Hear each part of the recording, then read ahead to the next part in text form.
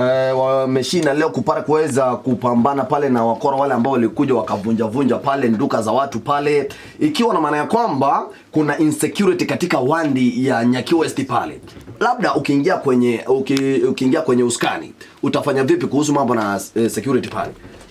Hilo ni swali ambalo tunafaa tuliaddress na kujiuliza. Naam. Insecurity inatoka wapi? Naam. Unajua kwa kila shida ambalo tuko nayo na tunataka kutatua hiyo shida. Naam. The first thing tunafaa kufanya ni kujua sababisho ya hii shida ni nini. Na mimi ukiniuliza mbona kuna insecurity, nitakwambia insecurity inatoka na wale vijana ama wale wazee ama wale kina mama ambao hawana kazi kabisa. Ni vigumu mpate mtu ambaye akona kazi, akona pesa, akona chakula kwa nyumba yake, akienda kuvunja maduka ya watu. Shida kubwa ambayo tuko nayo, na ndio maana nasema lazima vijana tupewe nafasi ya tuingia katika uongozi, ndio tushughulikie vijana wenzetu. Shida kubwa ambayo tuko nayo ni vijana hawana kazi. So the first thing ambayo tunafaa kushughulikia ni tujiulize, vijana wetu watapata kazi aje?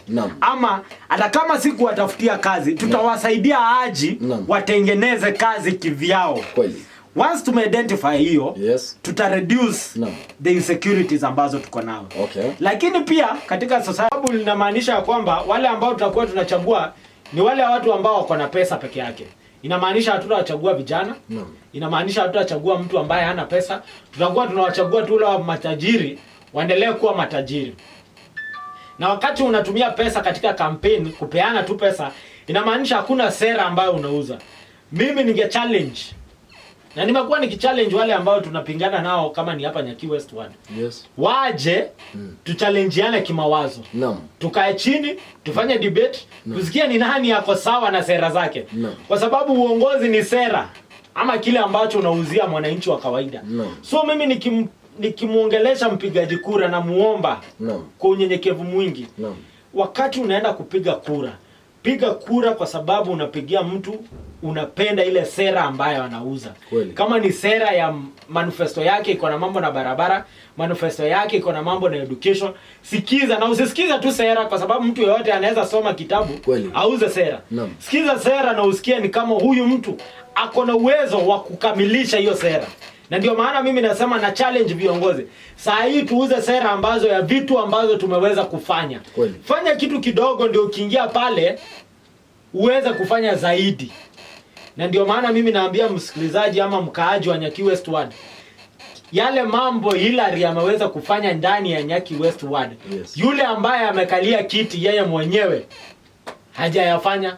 Tumetengeneza barabara huko Kipkona nilitaja, tumetengeneza barabara huko Kidhambia ngine, tumetengeneza barabara Kongwacheke huko Kaaga, tumetengeneza barabara hapa Karemaiga, tuliwezesha barabara ya Kebache iweze kutengenezwa, tumetembea mashule, tumeelimisha watoto wetu, tunawaambia waweze kusoma na wajue umuhimu wa barabara, tumetetea watu ambao wameangamizwa na janga la wanyamapori, tunatengeneza, tuko na hata project ya kupanda miti, tunaendelea kutengeneza barabara zingine, tunaempower vijana, wanawake, tunatembea kwa vikundi, tuko makanisani, tuongee sera zetu. Soko. Soko ya vikapu. Kabisa. Kitu ndogo kama kikapu. Vikapu. Ambayo inatumika na wamama kuenda sokoni. Inatumika na wamama. Inatumika pia pale kanisani kuokota sadaka.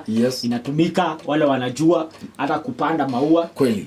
Kuna soko tumepata inchi za nje. Ambao na watu wa Tharaka wametengeneza na wamefanya vizuri sana. Wamama wanafunzwa kutengeneza vikapu. Na wanaifanya ikiwa project yao kwa group. Once wametengeneza zile vikapu, then tunawaonesha market ambayo wale wazungu watakuja wavinunue. So first of all, hizi vikapu ziko na advantage kwa sababu kina mama wao wenyewe watazitumia. Zikizidi na vikiwa vingi kwa sababu tunataka vitengenezwe in bulk. tuweza kuvi-export kwa zile inchi za nje. Sababu wazungu wanapenda hizi vitu ambazo ziko na African taste. Na wanazinunua. Juzi kuna mzungu amenunua kwa huko Manchester. Amenunua duka zake 2 akanunua hizo vikapu. Jambo lingine tunafanya kuempower watu kwa sababu tunasema saa hii tunaongea sera ya kuempower watu. Hatutaki ile sera ya shilingi 50 ama shilingi 100. Niko na project ya vijana. Saa hii wanasiasa wengi wanazunguka wakinunulia vijana mipira. Lakini tunasema sasa mipira sasa after siasa mmekuwa wapi miaka 5 hamjakuwa mkinunua hii mipira. Ama hii mipira mtabaki mkinunua hadi 2027. Ni jambo ambalo haliwezekani. So sasa hivi tunawafunza vijana, tunawafanyia ile training. Vijana wanajua kushona ile mipira from scratch. Unanunulia vijana material. So kijana anajua kutengeneza ile leather ball. So kama tunataka kuidentify kila team iko na mshonaji wake wa mpira. So hakuna haja ya hao vijana kila wakati wanangoja wanasiasa. So vijana wanajua kushona mipira na wanajua kushona neti. Na sasa wao wahitaji mwanasiasa, si wao watakuwa wanajua kushona mipira na watakuwa wanajua kushona neti. So vijana wahitaji hata kuenda kuomba pesa. Wakishona mipira mingi watauzia timu za nje. Watauzia watu ambao wanahitaji mipira na through that watapata source of income yao. Jambo lingine ambalo ninasema mimi nataka agriculture ikuwe backbone yangu hapa Nyaki Westward. Na ndio nasema nataka tu identify na tukubaliana na wakulima ambao wako Nyaki Westward. Ni nini ambayo tutakuza ikiwa mmea wetu hapa Nyaki West. Ni tukubaliane tutakaa chini na wakulima. Tufanye hata research. Tuite hata watu ambao wako na expertise. Wafanye ile sampling ya soil yetu. Waangalie weather patterns yenu, yani waangalie weather yetu ama hali ya anga yetu iko namna gani. Tuone ni mmea gani tukikubaliana hapa Nyaki Westward. Ni mmea gani utakuwa na utanoga hapa Nyaki West. Once tumekubaliana to produce huo mmea in large scale. Soko iko. Leo tumekuwa na mkaaji mmoja wa Nyaki West. Ameniuliza soko ya vitunguu. Vitunguu nitauza wapi? Kamwambia wewe ufai kuwa unauliza vitunguu utauza wapi. Wewe unafaa kuwa unauliza vitunguu zangu zitamea tena lini?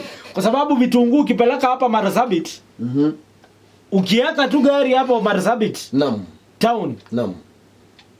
Kwa muda wa saa moja vitunguu zitakuwa zimenunuliwa zote. Soko iko. Ni watu wetu wajue vile ambavyo wanafaa kukuza hii mimea na mimi najua watapata pesa. Jambo lingine na ambalo naliweka juu kwa manifesto yangu ni jambo la education, masomo. Mimi nitajipiga kifua na niseme niliweza kuomba kura 2017 si kwa sababu nilikuwa na pesa. Si kwa sababu nilikuwa najulikana. Si kwa sababu nilikuwa na watu ambao wananisaidia wengi. Niliweza kuomba kura 2017 ikiwa kijana mdogo kwa sababu nilikuwa najiaminia. Na kujiaminia nilikuwa najiaminia kwa sababu ya masomo ambayo niko nayo. Education. Nilikuwa najiaminia kwa sababu nilikuwa na degree. Ningeweza kusimama mbele ya watu kwa sababu niko na sera na niko na mawazo ya kupeleka wadi yetu mbele. So kitu ambayo nataka kufanya na nimekuwa nikifanya. Wakati candidates wetu walikuwa wanafanya mitihani hapa Nyaki Westward, nilizunguka all the primary schools na all the day secondary schools hapa Nyaki Westward. Nikiwapatia wanafunzi wetu success card, nikiwapatia mask kwa sababu tulikuwa na janga la corona ambalo tuko nazo hadi leo na nikiwapatia kitu kidogo kama peremende. Naambia mtoto wewe swali likikuwa ngumu, mumunye hiyo peremende urelax. Na ujibu swali ukiwa umerelax. Na ujibu ukiwa na ile creativity yote ambayo uko nayo. Na nashukuru Mungu kuna msichana mdogo hapa wa Gichunga Primary. Gichunga Primary kwa hapo Kidhoka hapo. Mtoto alipata 404 kwa sababu 404 marks in a public primary schools. Na akanitembelea hadi ofisi. Akaniambia nataka kuwa wakili kama wewe. So mimi top of my agenda nataka kumotivate na kuencourage young people. Niwaambia masomo iko na umuhimu. Soma kwa sababu dunia yetu ya leo kama hujasoma hauwezi uwezani bana. Wasome wakuwe kama wakili Hilary na mimi naamini wale watoto watasoma sana. Na mheshimiwa, katika hilo swala la kusoma kwanza kabisa tungetamani sana tujue kama una support BBI pale. Una support? Mimi si mambo ya BBI si ya support kabisa kwa sababu BBI haijanionesha vile inalipatia vijana wetu kazi. BBI haijanionyesha vile inasaidia mwananchi wa kawaida. Mimi nikisoma BBI na nimeisoma kikamilifu, nimeona BBI ni kitu ambayo inataka tu kupatia wale viongozi wa juu nafasi. Mambo ya kusaidia mwananchi wa kawaida Hakuna jambo ambalo BBI imefanya. So mimi mambo ya BBI nayapinga na nayakataa kabisa. Na hata hili swala la BBI tufai kuwa tunalidiscuss kwa sababu kwa sheria zetu za Kenya kufanya referendum lazima ufanye referendum 1 year before an election. Na ukiangalia saa hii na ile wakati tutapewa uamuzi wa Court of Appeal ambayo inaenda kuamua mambo ya BBI, itakuwa imepita ile tarehe August 2021. So ukiangalia hiyo period to August 2022 period ya BBI imepita. So wa Kenya tunafaa to move forward kwa mambo mengine ambayo yatatusaidia. Mambo ya BBI tuyazika kwa kabuli bila sawa. Katika hii document ya BBI bando nimekuulizia pale ndio tupate kuweza kujua kuna kile kipengele kilikuwa kinasema MCA kuwania kiti cha MCA lazima akuwe na degree pale. Hilo swala wao utalizungumzia vipi, kwa maana kuna wale labda wako na degree, kuna wale ambao hawana, sasa wana vipi? Sasa wacha nikukosoe hapo. Na hii ndio makosa ambayo kubwa nasema iko na katika uongozi wetu. Uongozi wetu haufanyi ile kitu inaitwa civic education.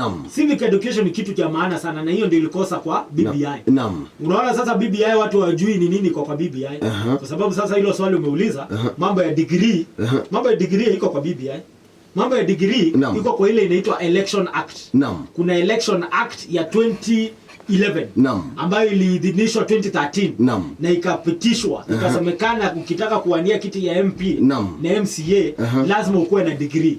Hii sheria imekuwa ni ati imekuja saa hii. Unajua watu wetu hawajafunzwa ama hawajaeleweshwa mambo ya sheria.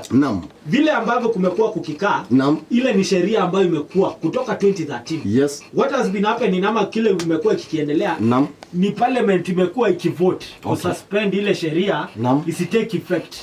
So parliament imekuwa ikisema ile sheria ikaposponiwa 2013, ikaposponiwa 2017. So mara ya mwisho iliposponiwa 2017 ilisemekana ita take effect 2022. So watu venye walisikia inakuja 2022 wakafikiria ni BBI imeleta. Mambo ya degree haiko kwa BBI. Mambo ya degree ni sheria ambayo iko. Na inapaswa ku take effect 2022. Mimi kivyangu kidogo ni kuinterrupt mheshimiwa. Unaiunga mkono hiyo? Mimi nitaijibu na namna mbili. Nitaijibu na namna mbili. Naiunga mkono. Na pia nitakwambia pia uongozi si lazima ukuwe na degree. Kuna viongozi ambao kupitia experience na kukaa na watu wamepata ile, unajua uongozi kuna pia leadership. Ni jambo ambao umezaliwa nalo. Kuna watu born leaders, watu wanatangwa born leaders. Lakini nikisupport mambo ya kuwa na degree, ninasema kazi kubwa ama kazi kuu ya kiongozi kama ni MCA ama member of parliament ni kuenda kutengeneza sheria katika county assembly ama katika national assembly. Wewe utatengeneza aje sheria kama hujui kusoma na kuandika? Utatengeneza aje sheria kama hujui kusoma ile katiba? Utatengeneza aje sheria kama hujui standing orders? Na hiyo ndio shida ambayo tuko nayo na hao viongozi wetu. Kiongozi haezi andika proposal. Unajua vitu simple kama kutengenezea vijana wetu wa pikipiki stand pale ya pikipiki. Ni kuandika proposal. Unapelekea kampuni kubwa kama SportPesa. Unawaambia wewe utabrand. Jina lako SportPesa, mimi nijengee vijana wangu shed ya bodaboda pale. Lakini huwezi fanya hivyo kama hujui kuandika proposal. Lakini mimi kwa sababu nilikuwa student leader, nilikuwa naandika hizo proposal. Nimeandika proposal kubwa hadi Safaricom. Na hiyo utaangalia na wale viongozi ambao wameenda shule na wamejua kufanya hizi vitu. Ukienda Boget West huko, kuna kiongozi mmoja anaitwa DMK. Nimeona juzi ameandika proposal na akapewa pesa mingi. Na Safaricom wanajenga malaboratory huko Boget West. Na hiyo si pesa ya county government. Ni proposal aliandikia kampuni kubwa kabisa. So tunasema viongozi wakuu wameenda shule na wajua kufanya hizi vitu. Sasa wewe kama hujui kufanya hizi vitu utaenda kusema nini county assembly? Utaenda kusema nini? Haya, so kitu kingine ambayo inafanyanga kazi ya MCAs ama legislature ama ya county government ni kuhold wale ambao wako serikali, wale executive accountable. Wewe kama MCA uko na wajibu pale pesa zimetumiwa vibaya ama pale budget ya county government ijatumika vile inavyofaa, uko na kazi ya kumuita ule CC ni wale mawaziri wa county government. Uwaita kwa county assembly, muuliza maswali. Sasa wewe hujui kusoma, hujui budget ni nini, hujui ni pesa ngapi zimetumika. Wewe kazi yako ni kuenda pale unachukua allowance, au muulize ule CC kama ni agriculture, ametumia pesa yake agriculture namna gani. Amu hold accountable kwa sababu wewe hauna ile akili. Wewe unaenda tu pale kupokea allowance, unaacha pesa zinatumiwa vile ambavyo ifai. Unajua hata watu wanaongeanga tu for example hii pesa inasemekana anga every MCA anafaa kupewa 20 million ward fund. Si ndio? MCA wetu hawajui vile watafikiwa na ile pesa. Ile pesa haupatiwi. Unaandika proposal, unampelekea CC kama ni wa agriculture, unampelekea CC kama ni wa health, unamwambia niko na proposal, nataka kufanya free medical camp kama ni huku Nyaki West Ward. Unampelekea na hiyo anakualoketia budget ya kuja kufanya hiyo kazi kwa county yako. Sasa wewe kama hujasoma na hujui chochote, utaweza kufanya hiyo maneno aje? Yes, msizee wa Radio Free anakuambia ni wakili Hilary Sunday ambaye ni mheshimiwa mtarajiwa wa Nyaki West Ward. Kama niongeza kidogo, ni kukata kidogo, hizo nyingine na support mimi nasikitika sana dunia ya leo. Tunaambia watoto wetu wasome na wanasoma sana. Na wale wengi wako na madegree siku hizi. Jambo la kushtua, degree siku hizi hupati kazi virahisi. Wengi sana wako nyumbani. So one of the ways ya kucreate employment kwa watu kama wale wameenda shule wakapata zile degrees. Wacha waambiwe kama unataka kuwa kiongozi, kuwa na degree. Ndio wale watoto wetu wamesoma wakapata degree. Hata wao wasikie iko na umuhimu. Ndio hata ule mtoto wako shule na anataka kuwa kiongozi siku moja, atie bidii shuleni, ndio apate ile degree. Ipate ikuwe na maana bana. Kweli kabisa mheshimiwa. Na tunajua kila kiongozi ama kila mwaniaji wa kiti fulani pale lazima akuwe kuna kile chama amesimama nacho. Najua watu wengi sana pale wamengoja usungumzie hili swala pale. Tunajua kuna vyama vingi sana vile ambavyo vimeanzishwa, kuna UDA, kuna Jubilee, kuna ODM pale, kuna Wiper. Kwa hivyo tungetamani sisi tujue utasimama kama mwaniaji wa Nyaki West Ward pale na chama kipi kile mheshimiwa. Hata hapa Meru kuna nyingine imeformiwa nasikia inaitwa RBK. Mambo na chama, mimi 2017 nilisimama nikiwa independent candidate. Mambo ya chama saa hii nasema si priority. Kile ambacho nafanya mimi saa hii naingia mashinani. Naingia mashinani, naongea na watu wangu. Tukifika ile wakati wa mchujo, watu wangu wa Nyaki West wataniambia ni chama gani wanapendelea. Kile chama ambacho watu wangu wa Nyaki West wataniambia Hilary wewe simama nacho, hilo ndio chama nitasimama nacho. So kwa sasa sijaamua ni chama gani. Bado hata mimi na pita na pia natengeneza jina langu. Nataka hao wakikuja wenye chama wakikuja kutafuta strong candidates, pia wanitafute nikiwa wale mgombeaji ambao wako na nguvu zaidi. So chama kwa sasa sijaamua, na take my time. Chama unajua ni gari. Kabla uabiri gari, lazima ujue kama hiyo gari iko na mafuta. Lazima ujue kama iko na viti za kukalia. Kama ujue labda kama unajua kuna gari hata unaweza ambiwa uingie na uingie uende umesimama. Kweli kabisa. Sasa nataka kujua kama tukiingia pale tutakuwa kama passengers ama pia tutacontribute ni route gani ambayo gari inaenda. Unajua pia uingie gari, unajua labda nataka kuenda Mombasa na haya magari yanaenda Laikipia. Sasa nitaingia hiyo gari aje. So watu wangu wa Nyaki West tutakaa chini na wao tuamue ni gari gani tutaabiri na tutakubaliana. Hiyo si tashwishi kubwa sana. Kile ambayo ni kubwa saa hii ni tufanyia watu kazi kwa sababu yule yuko ameamua kulala. Tufanye kazi ndio sasa ikifika wakati tukiwa pale kwa kazi ikuwe tumefanya mazoezi. Unajua hata ukiingia kwa uwanja ukipenda kupiga boli wale wanapenda EPL unaonanga kabla substitute ama kabla mchezaji aingie uwanjani lazima afanye warm up. Sasa hii tunafanya ile warm up na kucheza zile friendlies na tunawatwanga sana bana. Kama tunapiga team 7 ile inamaanisha tukiingia uwanjani tutashinda ligi kabisa. Mheshimiwa, tukiwa tunatoka katika Nyaki West kidogo tukuje kwenye siasa za Mlima Kenya. Umeona vile ambavyo speaker wa bunge pale ambaye ni Justin Muturi wakati ambapo alipata kuweza kutakazwa kama msemaji wa Mlima Kenya. tuliweza kuona Minister of Agriculture pale ambaye ni Peter Munya ambaye ametoka hapa Meru. Kumekuwa na cheche za siasa sana pale, na the other day tulipata kuweza kuona wakuwa na mkutano wa viongozi wengi sana pale maeneo ya Kemu pale. Ili swala mimi utalizungumzia vipi? Unaona anatosha ama atosha, ama hizo ni siasa tu ambazo hasina msingi labda? Na tuliweza kumuona pale akisema kwamba atawania kiti cha urais pale. Nakumbuka kwamba ametoka kwenye mkoa wa Mlima Kenya. Utasema vipi? Nikianza show, kuna jambo ambalo nililitaja. Yes. Nikiangalia, nikipiga darubini yangu ya kisiasa 2017, nilikuwa nimepiga darubini. Nikaangalia, nikaona Mlima Kenya utakuwa na swala kama hili. Na mimi kivyangu nilikuwa nimeangalia, nikaona kama Mlima Kenya utatoa kiongozi pale juu, atakuwa deputy president. Na deputy president hata toka upande wa Central, deputy president alikuwa anafaa kutoka Meru. Kwa sababu kama ni Mlima Kenya, tumekuwa hao viongozi wa juu wamekuwa kutoka Mount Kenya East au West. Sasa alikuwa atoke na Mount Kenya East. Lakini shida ambayo ni kubwa sana hapa Mount Kenya East. Na ndio nilianza kwa challenge hao viongozi wetu. Viongozi wetu wamekataa kupanda juu. Kama ni hao vigogo, kama ni Munya, kama ni Kiraito, wamekataa kupanda juu. Wao wanataka tu kucheza hii ligi hapa chini. Na hiyo ndio ile shida kubwa ambayo tuko nayo. Nikirudi kwa swali la Muturi, mimi nitauliza, Muturi amekuwa speaker for more than miaka 7 ama 8 sasa. Swali kubwa, kwani juzi tu ndio amejua anaweza kuwa spokesperson wa Mlima Kenya? Juzi tu ndio ameamka asubuhi akagundua. Nimuulize ni project gani amefanya Meru mzima ya kusema yeye ni kigogo ama yeye ni mtu ambaye tunaweza mshika na tuseme huyu ni mwanaume kamili wa kutuongelelea. Yeye saa hii kura iko next year ndio amerealize anaweza kuwa spokesperson.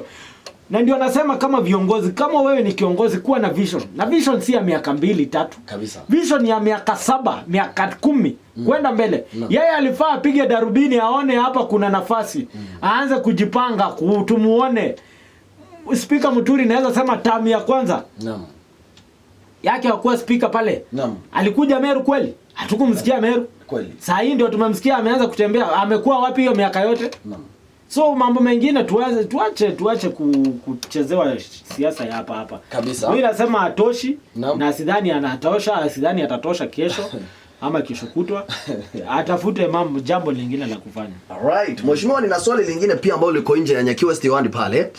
Tumeona vile ambavyo naibu wa rais pale na rais wa Jamhuri ya Kenya vile ambavyo wamekuwa na mgawanyo pale. Tukaona kwamba kuna majukumu baadhi yake naibu wa rais pale alipata kuweza kuchukuliwa akapatiwa Matiang'i pale. Na imebainika ya kwamba saizi kuna uwazi ya kwamba wamepata kuweza kutengana. Rais akabaki kwenye Jubilee, naibu wake akapata kuweza kuanzisha chama kinakwenda jina pale UDA pale. Unaona maybe 2022 maybe tutarajie vipi, labda kwa sababu wewe apart from being a aspiring MC pale wewe ni wakili bando, kuna vile ambavyo unaelewa mambo in different angles. Mambo ya 2022 unajua siasa ni kama mawingu. Mawingu huenda yakibadilika. Kweli. Siasa hubadilika leo, kesho. Kweli. Na siasa ni ngumu kupredict. Lakini jambo ambalo ni wazi na jambo ambalo linaonekana ni ya kwamba naibu wa rais kwa sasa na vile amekuwa kinena anasema alifukuzwa chama cha Jubilee. Na yeye kwa sasa atawania urais na chama cha UDA. Jambo ambalo nitasema naibu wa rais kwa sababu tunatembea na ni jambo ambalo liko especially area yetu hapa Meru. Watu wanampenda sana. Watu wanampenda sana kwa sababu na yeye amejituma. Ameingia huko mashinani. Ako kwa nchi hiyo narrative yake ya hustler. Watu wengi wana resonate nayo. Kweli. So yeye ako na advantage. So next year huenda mambo yakabadilika. Uhuru Kenyatta akikuja atuambie ni mbona aliwachana na Ruto. Lakini kwa sasa jambo ambalo naweza sema kupitia utafiti na kupitia vile tunapatana na mwananchi wa kawaida pale mashinani, mwananchi anampendelea Ruto zaidi. Na pia disadvantage ambayo nyingine iko ni kwamba mwananchi wa kawaida amefinyiliwa sana. Kuna shida kubwa ya pesa. Na hawampendelei rais kwa sababu wanasema ni yako kwa serikali na serikali imshughulikie mwananchi wa kawaida. Naam. So ratings ya Uhuru Kenyatta kwa sasa iko chini compared na Ruto. Okay. So kwenda next year huenda mambo yakabadilika, hatuwezi jua, lakini kwa sasa William Ruto yuko mbele kwa mwananchi wa kawaida. Alright. Katika hiyo point tu hapo kwa naibu wa rais pale kidogo ni kuna kitu nataka tuweke wazi pale, kwa maana kuna jambo ambalo linatumika pale atulielewi, inaitwa bottom up economy. Hiyo ni jambo ambalo baadhi ya Wakenya wengi sana waelewi pale. Mheshimiwa, labda ukituwekea wazi pale tukao tunamalizia utueleweshe zaidi pale. Bottom up sasa ndio tukakuwa na hii mambo sasa ya bottom up. Yes. Bottom up inamaanisha sasa ni ule mwananchi wa chini. Yule ambaye anaambiwa apewe kazi. Anapewa capital ama anapewa pesa, anaambiwa sasa yeye anapewa pesa. Anaambiwa yeye awekeze biashara ikue. Na ikikua sasa yeye apatie wenzake ambao wako na shida ama wako na hawana kazi waweze kupata kazi. So for example, kama ni mama mboga. Ako na kioski yake. Ukiongea mambo ya bottom up, unasema umpatie pesa yake. Kama ni capital, aweze kuexpand ile biashara yake. Kama mama mboga alikuwa anauza mboga 10 kwa siku, anapewa capital, anauza mboga 20 kwa siku. Kama ni mpiga viatu rangi, anapewa biashara aweze kuexpand ile biashara yake. Kama alikuwa anapaka viatu rangi kwa watu 2 3, anapewa ile pesa, anaweza kuwekeza, ananunua kabisa brush mingi, rangi mingi. Anaweza kupakia kampuni rangi. Anaweza kushonesha viatu. Hiyo ndio bottom up. Bottom up ni kumaanisha ile biashara ya chini, ile mwananchi wa chini. Kama ni msukumaji wa wheelbarrow, anawekezwa, anaweza kununua kama ni mkokoteni. Kama ni mkokoteni anawekezwa, anaweza kununua tuktuk. Anapewa capital aweze kugrow biashara yake. So hiyo ndio tunamaanisha bottom up as opposed to ile trickling down. Trickling down unapatia kampuni kubwa, zinaanzisha hizo kampuni zao kubwa, wana employ wananchi wa kawaida. Na hiyo ndio imeshindikana na sasa William Ruto ama wale ambao wako na hii mambo ya bottom up wanasema ndio wanataka. Na ukiangalia pale USA, yule president wa USA Joe Biden amesema pia yeye ameshindwa na mambo ya trickling down. Yeye anataka hii mambo ya bottom up kabisa. Asante sana pale mheshimiwa, tushukuru sana. Msikilizaji wa Radio Free, kumbuka kwamba nilikwambia kama kuna swali lolote lile lenye msingi ambalo ungetamani sana kuuliza mheshimiwa wetu hapa, njisikie kwa huru kabisa kupitia nambari ya simu ambayo ni 0708613338. Kwa lugha ya Kiswahili wanasema ni 07086133 hapo mwisho unaweka 8 pale ambapo nakwambia tuko na mheshimiwa anakwenda kwa jina pale Hilary Sunday ambaye ni wakili mwenyewe mzima ambaye ifikapo mwaka 2022 pale atakuwa anawania kiti cha MCA ama mwakilishi wandi wa Nyaki West pale. Kuna huyu hapa anasema mambo vipi MCRAF 254, ambia mheshimiwa tunamtakia kila laheri ifikapo mwaka 2022 pale, tuna imani na yeye na kazi tuna imani kwamba atafanya kazi. Asante sana. Asante. Kuna mwingine hapa anasema hello Furaha, mimi naitwa Justa kutoka pande za Kaidhe, ambia mheshimiwa pale tumepata kuweza kumsikiza na tutapata kuweza kumsupport pale kwa sababu amekuwa akifanya kazi nzuri sana na tuna imani ya kwamba ataendelea hivyo hata tusahau. Kuna mwingine hapa anasema anaitwa nani? Eric Mutwiri kutoka pande za anasema Muladhankari, sema kwamba niko ndani ya mjengo, salimia mheshimiwa sana pale, mwambie support yetu ako naye asipate kuweza kutuangusha. Kuna mwingine hapa anasema hello Radio Free, ni Linda kutoka pande za Maua kule, anasema ambia mheshimiwa tuamtakie kila laheri. Asante. Yes, kuna mwingine hapa anasema show iko fiti kabisa, mimi naitwa Kimathi kutoka pande za wapi kule, amesema hajataja jina kule lakini anasema kwamba ambia mheshimiwa tutapata kuweza kumpigia kura. Asante. Kuna mwingine hapa anasema anaitwa nani? Kiogora anasema kuwa pande za Mtwate kule, anasema ambia mheshimiwa support yake kuna support yetu bila shaka pale. Kuna mwingine hapa, unajua watu kama hao wakati ambapo utakuwa na wania kiti cha ungava na watakuwa na wewe pale kabisa. Kuna mwingine hapa anasema anaitwa nani? Anasema anaitwa Vivian kwa pande za Kidhoka kule, ambia mheshimiwa tumepata kuweza kumsikia na tuna imani ya kwamba atapata kuweza kututetea kwa maana huku tunashambuliwa sana hata na wanyama pori kabisa. Right, tunataka kutatua haya maneno kabisa. Kuna mwingine hapa anasema vipi? Anasema anaitwa nani? Naitwa Kiremi kutoka pande za kule pande za amesema Makutano kule, anasema niko ndani ya mjengo kabisa, salimia mheshimiwa pale, mwambie tunamtakia kila laheri katika safari ya kupata kuweza kunyakua kiti cha Nyaki West pale. Kuna mwingine hapa anasema anaitwa Elias. Elias amesema pale MCA yule yuko jamani afanye kazi. Sababu linamaanisha kwamba wale ambao tutakuwa tunachagua ni wale watu ambao wako na pesa peke yake. Inamaanisha hatutawachagua vijana. Inamaanisha hatutachagua mtu ambaye hana pesa. Tutakuwa tunawachagua tu wale matajiri waendelee kuwa matajiri. Na wakati unatumia pesa katika campaign kupeana tu pesa, inamaanisha hakuna sera ambayo unauza. Mimi ninge challenge. Na nimekuwa nikichallenge wale ambao tunapingana nao kama ni hapa Nyaki West Ward. Yes. Waje tuchallengeane kimawazo. Tukae chini, tufanye debate, tusikie ni nani yako sawa na sera zake. Kwa sababu uongozi ni sera ama kile ambacho unauzia mwananchi wa kawaida. So mimi nikimuongelesha mpigaji kura na muomba kwa unyenyekevu mwingi. Wakati unaenda kupiga kura, piga kura kwa sababu unapigia mtu unapenda ile sera ambayo anauza. Kama ni sera ya manifesto yake iko na mambo na barabara, manifesto yake iko na mambo na education, sikiza na usisikiza tu sera kwa sababu mtu yeyote anaweza soma kitabu auze sera. Sikiza sera na usikie ni kama huyu mtu ako na uwezo wa kukamilisha hiyo sera. Na ndio maana mimi nasema na challenge viongozi. Saa hii tuuze sera ambazo ya vitu ambazo tumeweza kufanya. Fanya kitu kidogo ndio ukiingia pale uweze kufanya zaidi. Na ndio maana mimi naambia msikilizaji ama mkaaji wa Nyaki West Ward, yale mambo Hillary ameweza kufanya ndani ya Nyaki West Ward, yule ambaye amekalia kiti yeye mwenyewe hajayafanya. Tumetengeneza barabara huko Kipkona nilitaja, tumetengeneza barabara huko Kidhambia ngine, tumetengeneza barabara Kongwacheke huko Kaaga, tumetengeneza barabara hapa Karimaiga, tuliwezesha barabara ya Kibache iweze kutengenezwa, tumetembea mashule, tumeelimisha watoto wetu, tunawaambia waweze kusoma na wajue umuhimu wa barabara, tumetetea watu ambao wameangamizwa na janga la wanyamapori, tunatengeneza, tuko na hata project ya kupanda miti, tunaendelea kutengeneza barabara zingine, tunaempower vijana, wanawake, tunatembea kwa vikundi, tuko makanisani, tuongee sera zetu. Hapa anasema anaitwa nani? Anasema anaitwa Mokami kutoka pande za Kidhoka niko Dani. Naona watu wako pale wanasikiza sana pale.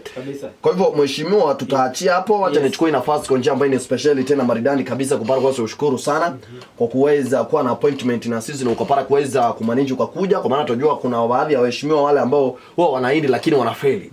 Na tuna imani na wewe sana watu wa Nyaki West, tuna uaminifu ya kwamba wakati ambapo mimi utachukua huo skani pale utapata uweze kuwapeleka na uongozi ambao unafaa. Tunakutakia kila laheri.